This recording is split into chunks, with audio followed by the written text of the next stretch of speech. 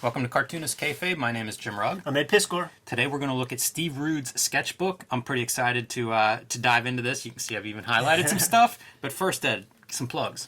Patreon.com/Ed Piskor is where I'm serializing my current comics project, Red Room. The idea is that with the invention of Bitcoin and the dark web, murders are happening like camgirl websites, like OnlyFans type shit on the dark web, in a truly anonymous fashion.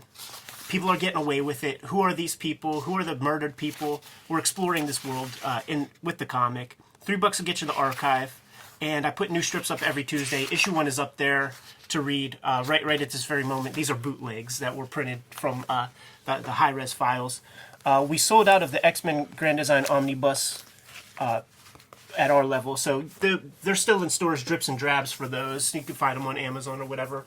But right now we're working on pimping the Ed Piskor Studio Edition. Super giant book, 5 pounds a book, scanned from the original artwork from Hip Hop Family Tree, X-Men Grand Design. You can see some of the, even like the blue line pencils and stuff in this. Always one of my favorite parts of artist editions is seeing that underdrawing. What's funny is retailers hit me up and were like, "Did you draw on this thing?" I'm like, "No, it's just printed that way, man."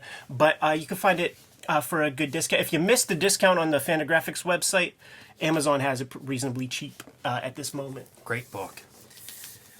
My latest graphic novel, The Plain Janes, was just named to NPR's Best Books of 2020 list. If you are shopping for anybody, I think it's in 5 categories or something. It's like art lovers, young adult, ladies first, comics and graphic novels. This is the book to put on your gift list for anybody that fits those categories. It's 500 pages about these high school rejects who band together and start making art in their little suburban community, public art. You know, think David's show, right? Spray painting the side of a building, that kind of thing.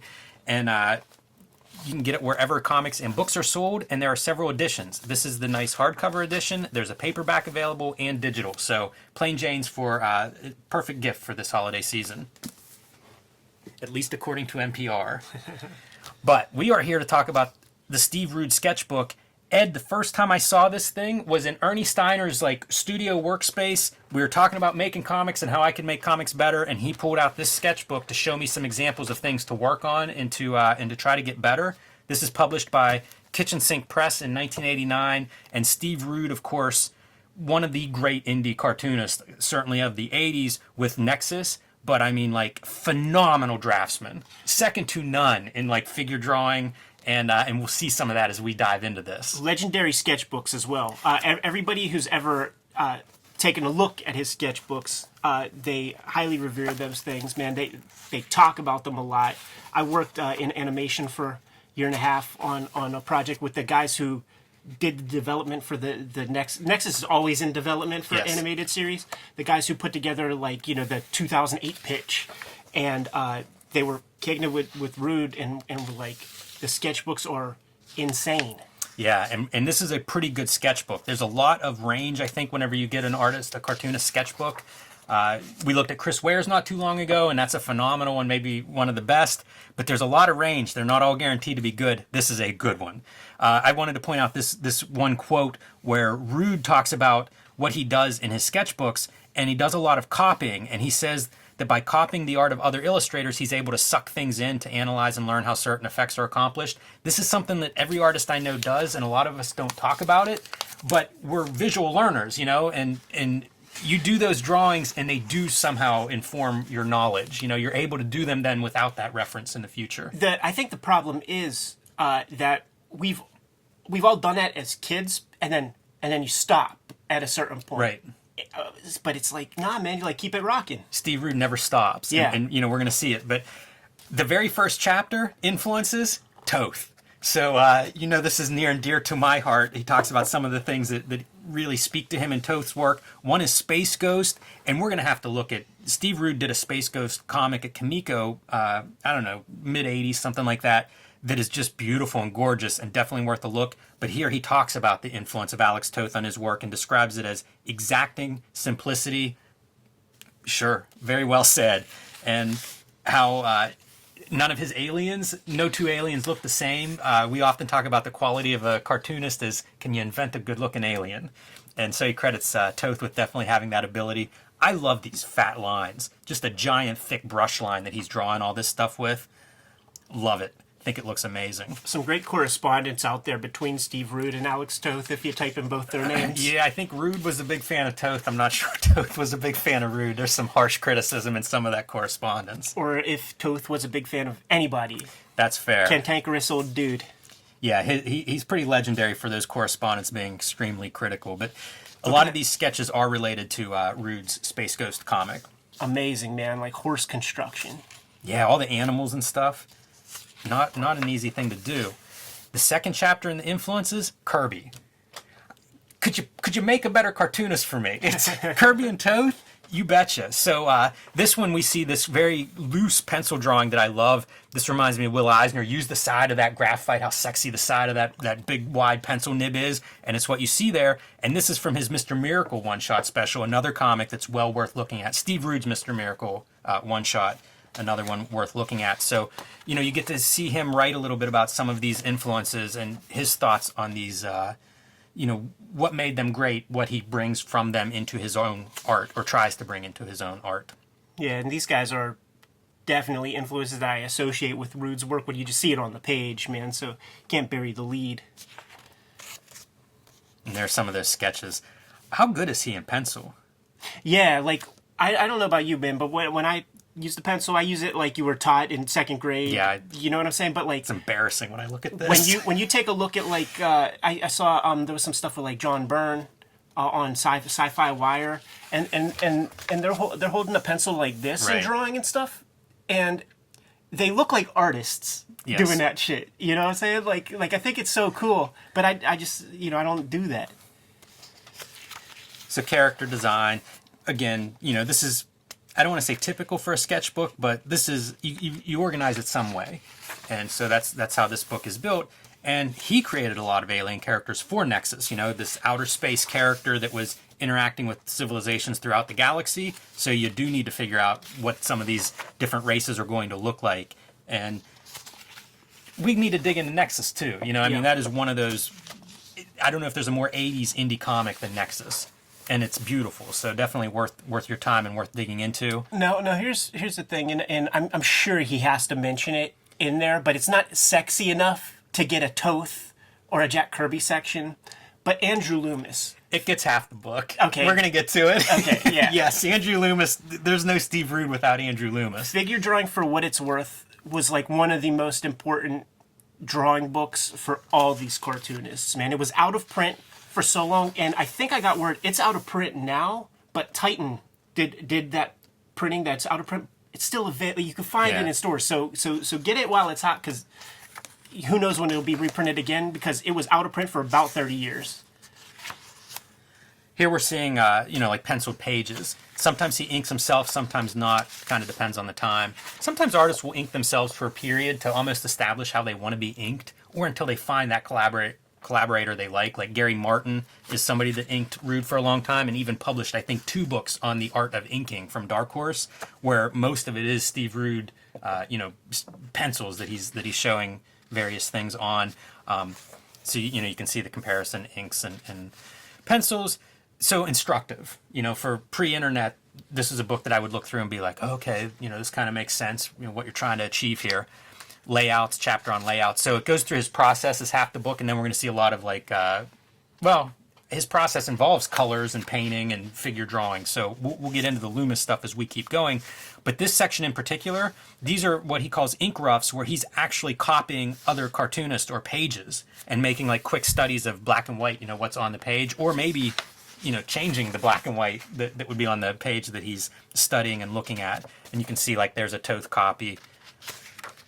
So he does a lot of this, like look at other pages and kind of, or look at other cartoonists and study what works and what makes those work. This was the thing that Ernie Steiner showed me. These are layouts, and this is actual size. So he talks about his process of making comics, and one of the first steps is laying out an issue, like on a piece of typing paper, for example, 1.5 inches, 2 inches high maybe. And I thought I would pull this issue that these layouts are from and actually compare a few. So this is from the Nexus issue number 1. And these are blow-ups of the actual pages. So this is page 1. This is me blowing it up to actual size, scanning it and printing it out. And then you can see the page that's the counterpart. And they're very, very close. I went through this issue page by page thinking, well, I'll try to find the pages that are the closest. You could just go in order if you wanted to, because they are very accurate. Sometimes little things will switch. So if you see this character, he switches them in the panel from the rough to the finished piece. But look at the detail of like this biker. And again, don't forget, this is the size. You know, this looks great at this size, very readable and easy. It's drawn this big. They're called thumbnails because back in the day they were drawn at that size. Like this is a tool that the old school cartoonists like really relied on. The idea is you got to get your storytelling in there. The shapes are key to composition, man. So you worry about all the filigree later. The shapes are everything. Get them in there, and that's what we're seeing there, man. That's exactly what Steiner tells me, and that's exactly what's written in here, is the idea that if you can read them at this size, they'll read at this size. So make them readable in that thumbnail stage, and that part is done. I think of it as like the foundation, you know, like when people build a house, they talk about get the foundation right. Yeah. Everything else will be easy. That's kind of how the layouts are. So let me put something out there to the Kayfabers right now. Because And I brought this page just because we see the pencils, you know, kind of at big size, so you can kind of see the rough and how that all the whole process translates. That's a good image, like screen grab that thing right there, man.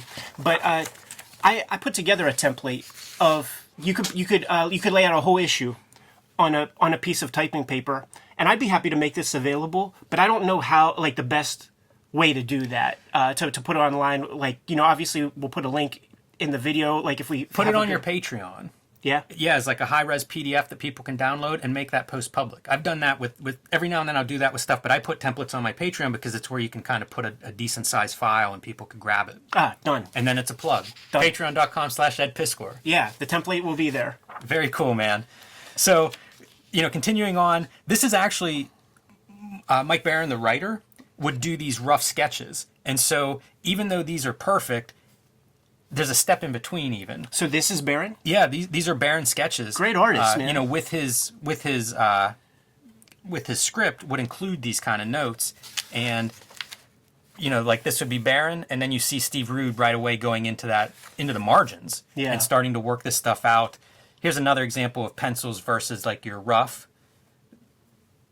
I don't know. I think this one's accurate, actual size as well. So you get that idea of like they're just quick little drawings, but all the information is kind of there. He's phenomenal too, man. You know, if somebody's going to show you this kind of level of detail, you'd be hard pressed to find somebody better than this. You know, just how diligent he works at it. Getting into things like cover roughs and working those out, it's really great to see the process described too. As like, you know, he might do 10 of these roughs to try to figure out. He knows what the elements are, but now how do you make all those 3 figures work? Read well, look exciting, you know, if it's going to be a cover on a stand.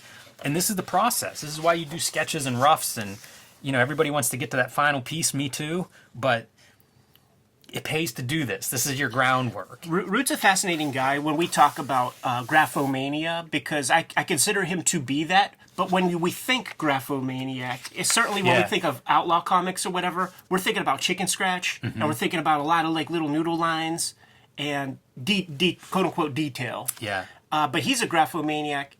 His thing is about structure, though. Right. You know, and like making those lines count. And graphomaniac, in as much as like I don't think he watches TV very much, this motherfucker's drawing, filling sketchbooks up. For sure.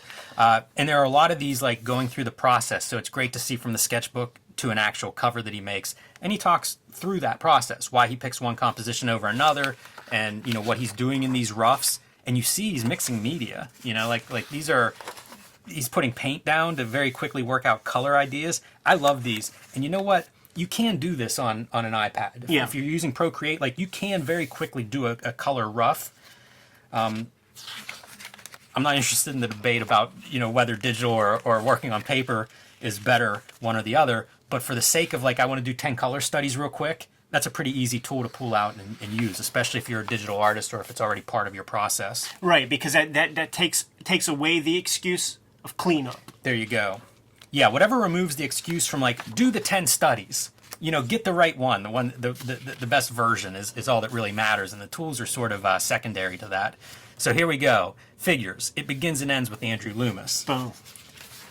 And, he ruminates on Loomis and those books and his experience with figure drawing. And this stuff never ends. You study almost any artist. We saw it in the Chris Ware sketchbooks. That figure drawing stuff, it's permanent. It's as long as you're drawing comic books that feature characters and human figures, you're going to be studying that. Yeah, and you could never stop learning about, because you could focus on little parts, getting the volume to the characters, getting actual gravity to work is another step. It's a life's learning experience, man. Like it never ends. Yeah, and he's looking at other artists. He's looking at books. Some of these are life drawing, and he notes that. So it's everywhere. Whether it's copying art or from life, he's doing all the drawing. It's funny too. Whenever he'll be like, this head didn't work, so then he had to make it work. I see that too often with these artists that I think are phenomenal, and it's like, I don't know why you whited out that line. Can't see it. And the sketchbook, it's a nice piece of ephemera, but it's really your place to fuck up. A lot of pros, they talk about the value of academia and going through school as writer or artist is really to get your dog shit out of the way, so that when you launch into your professional career, it's not embarrassing to you. But your sketchbook is your place. Nobody has to see it if you don't show it to anybody. So try some things. I didn't use a sketchbook for 10 years. It just wasn't, I don't know. I would just draw on scrap paper or whatever. I like having the sketchbooks because then I can go back and see the stuff. Mm-hmm. And you can really see I was doing this issue of Street Angel at the time, and you'll see all of those cover roughs and, all that work. But yeah, it's a tool. I can't imagine not using one now. But part of that tool is the organization of it all fits neatly. Right. I can have just one thing that I'm working on and, until it's full, and then throw it in a box of old sketchbooks. But this is what you see throughout this. And I don't know whether this is bunched up or not, but it's instructive to me to just think even a guy at Rude's level is still doing this kind of work. Yeah.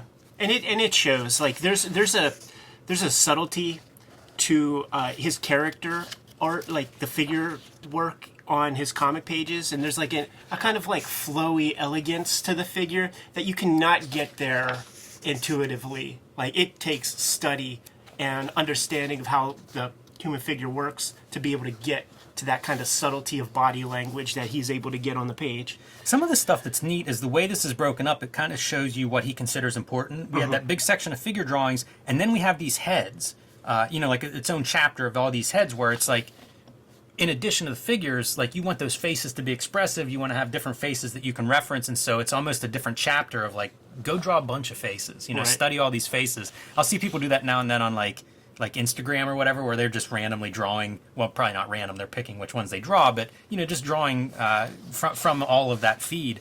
And then the last chapter here is on inks, and I think it's telling that this is the end. That inks is sort of the last piece. Makes sense, if you're the guy doing the penciling and laying out the comics, there's a lot more in the storytelling, I think, before you get to the inking stage. And I mean, now half the comics out there aren't even inked. Half of them aren't even on paper, probably. But same kind of approach where he's just studying things. He'll see some ink technique and then want to get that down and see how does it work? How do you capture that kind of inking? And I don't know that he's ever used this kind of inking in his comics, but again, one more thing of study everything. It's like that Chris Ware sketchbook, man, where you understand the nuts and bolts, and if a moment in a comic ever comes up where such a thing is required, you have the facility to do that. I think that's Humphrey Bogart. Yeah. So, pretty fun. I like these sketchbooks. It's a big part of comics publishing. You can find sketchbooks on almost any successful cartoonist has some version of this out there. Like I said, they vary a lot. This one has a lot of good information, especially for making comics. It's not just here's some drawings I did that I'm proud of and want to show off or get a paycheck. There's real practical information in here. So it's a book that I spent a lot of time with growing up and really just trying to, apply these lessons to what I was doing. And things like the page layouts, this is vital stuff. Doing these layouts, making them work at this size, it's a tool. Yeah, yeah. Once again, got to get it. Got to get the things right. It's your blueprint. You know, can't build the house without the blueprint. Yeah, no doubt about it. So, Steve Root's sketchbook. This is a good one, and probably not the last sketchbook that we'll look at on here. Yeah, that's for sure, man. All right, Kayfabers, like, follow, subscribe to the YouTube channel. Hit the bell. We'll notify you when the next vids are available. What's in shops, Jimmy? Right now, NPR's Best of 2020 book, The Plain Janes, available wherever books are sold. Image Comics has Street Angel, Deadliest Girl Alive. Both of those books suitable for young adults, all ages. Get them for the special person in your life this Christmas. And Octobriana 1976, world's first blacklight comic. That's a unique book. Again, perfect for people who are longtime comic readers or first-time comic readers. Patreon.com/EdPiskor is where the Red Room comic is being serialized for the early adopter at this very moment. That's my young adult comic, the comic that I would have been reading as a young adult. The X-Men Grand Design Omnibus sold out at the publisher level, but you can find it in stores now. It's going to be reprinted in 2021, but if you want it before the holidays, you got to get it where you can find it. And the Ed Piskor Studio Edition is going fast as well, so get your hands on that book also. You can subscribe to the Cartoonist Kayfabe e-newsletter at the links below this video. You can find Cartoonist Kayfabe t-shirts and merchandise at the links below this video. Give them one more set of marching orders, Jimmy. We'll be on our way. Make more comics.